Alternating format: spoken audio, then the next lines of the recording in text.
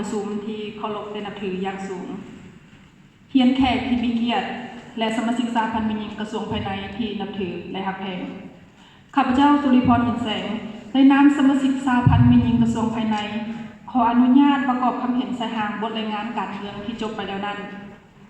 ก่อนอื่นข้าพเจ้าขอชมเชยและเห็นดีเป็นเอกภาพต่อกับหางบทรายงานการเมืองฉบับดังกล่าว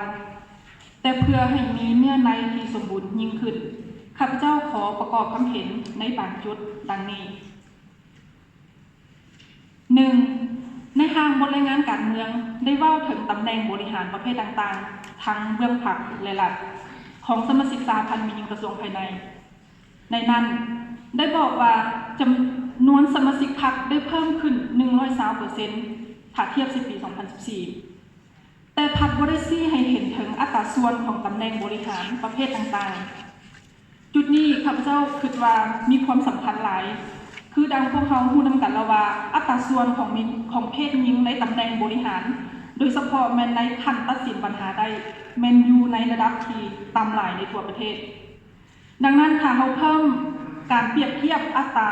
เข้าตืมใส่ในทางบริหารการเมืองพวกเขาก็จะได้รู้ว่าสมาชิกสาพันธ์มิญิงกระทรวงภายในที่ประกอบเข้าในตำแหน่งบริหารนั้นมีจำนวนเพิ่มขึ้นหรือลดลงคือแนวใดในช่วงปีที่ผ่านมาข้อที่ 2ด้านเรื่องงานเฉพาะสังเกตเห็นว่าเขียนย่อหลายกระทรวงภายในเป็นกระทรวงหนึ่งที่มีภาระบทบาทที่กว้างขวางเอาเรื่องงานวิชาเฉพาะในหลายเขตตลอดระยะ 4-5 ปีมานี้ได้น้องมิญิงพวกเขาได้ประกอบส่วนเขาในเรื่องงานวิชาเฉพาะอย่างหลากหลายจึงเสนอให้เพิ่มเนื้อในวิชาเฉพาะเขาตื้มเพื่อให้มีความหมายหนักแน่นยิ่งขึ้น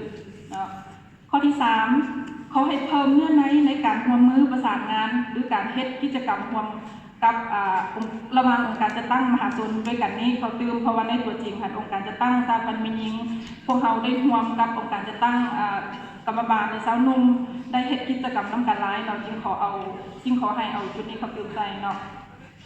สุดท้ายนี้ก็ขออวยพรในคณะประธานของประชุมพร้อมด้วยแขกที่มีเกียรติและสมาชิกสาพันธ์มิญิงพวกเขาจงมีพลานามัยที่แข็งแรง